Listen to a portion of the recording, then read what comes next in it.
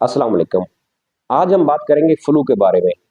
Flu क्या होता है, इसकी अलामात क्या है, इस दौरान कौन सी ऐसी गलतियां की जाती हैं जिससे फ्लू खराब हो सकता है, और इसके अलावा इसकी मैनेजमेंट क्या होती है। फ्लू बेसिकली, जिसको हम आम जबान में नज़ला जुकाम भी कहते हैं, एक वायरल इन्फेक्शन होता है जो सैकड़ों किस्म के वायरसेस में से किसी एक की वजह से हो सकता है। अक्सर ये मौसम की तब्दीली के साथ होता है और सर्दियों में इसके केसेस ज़्यादा देखे जाते हैं। इसकी अलामात क्या हो सकती हैं? नाक बंद हो सकता है, नाक चल सकता है, इसके अलावा जिस्म में दर्दें हो सकती हैं, बुखार हो सकता है, कमज़ोरी महसूस हो सकती है, गले में खराश या दर्द हो सकती है और खुश्क खांसी हो सकती है। इस दौरान ऐसी कौन सी ऐसी गलतियाँ हैं जो की जाती हैं जिसकी वजह से ये खराब हो सकता है। नंबर 1, एंटीबायोटिक का इस्तेमाल। एंटीबायोटिक का वायरल इन्फेक्शन में कोई रोल नहीं होता और ये बैक्टीरियल इन्फेक्शन के खिलाफ यूज़ होती है, लेकिन कुछ लोग खुद से ही एंटीबायोटिक जैसे कि एगमेंटिन या एजिथ्रोमाइसिन का इस्तेमाल करते हैं। लेकिन याद रहे, एंटीबायोटिक आपको सिर्फ अपने डॉक्टर के मशवरे के मुताबिक इस्तेमाल करनी चाहिए जब उनको लगे कि आपको साथ बैक्टीरियल इन्फेक्शन भी है। नंबर 2, ठंडे पानी का इस्तेमाल।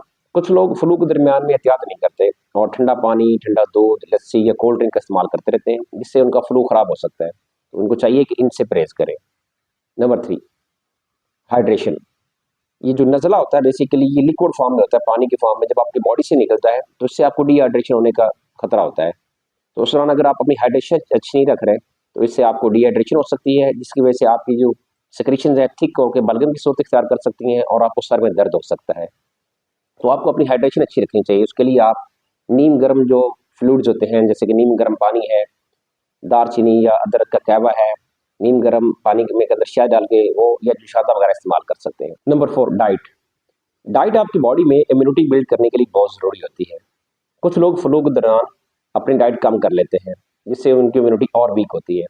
तो उनको चाहिए कि फ्लू के दरमियान अपनी डाइट अच्छी रखें। इसके लिए आप सूप, यखनी, अंडा, फिश या नीम गर्म दूध का इस्तेमाल कर सकते हैं, ताकि आपकी बॉडी में इम्यूनिटी हो और वो वायरस के खिलाफ लड़ने में आपको हेल्प कर सके। नंबर 5, प्रॉपर नींद या रेस्ट। कुछ लोग फ्लू के दरमियान अपने रूटीन की एक्टिविटी जारी रखते हैं और प्रॉपर रेस्ट नहीं करते और नींद पूरी नहीं करते, जिससे भी उनका फ्लू खराब हो सकता है। Number 6, saline gargles. अगर आपके गले में खराश है, गला दर्द कर रहा है, तो उसके लिए आप सलाइन गार्गल्स कर सकते हैं। इसके लिए नीम गर्म पानी लें, उसके अंदर हल्का सा नमक डालें और दिन में 2 से 3 दफ़ा अच्छे से गरारे करें। इससे आप बहुत जल्दी बेहतरी महसूस करेंगे। लेकिन याद रहे, अगर आप ब्लड प्रेशर के मरीज़ हैं तो ये पानी आपके अंदर नहीं जाना चाहिए, क्योंकि इससे आपको ब्लड प्रेशर ज़्यादा हो सकता है। Number 7, steam inhalation. Steam inhalation यानी कि पाप आप घर में आसानी से कर सकते हैं। इसके लिए आपको इलेक्ट्रिक केटल या किसी बर्तन में पानी गर्म करना है और जब वो उबलना शुरू हो जाए तो एक तौलिया लेके अपने सर पे रखें और अपना चेहरा एक उस गर्म पानी से एक मुनासिब फासले पे रख के अपने नाक और मुंह के ज़रिए उस स्टीम को इनहेल करें। इस स्टीम आपकी बॉडी में जाके जो आपकी सिक्रेशन होती है उनको थिन करती है और बॉडी से निकलने में हेल्प करती है, जिससे आप बेहतरीन महसूस करते हैं। ये वो स्टेप्स हैं जिन पे अमल करके आप फ्लू को आसानी से मैनेज कर सकते हैं।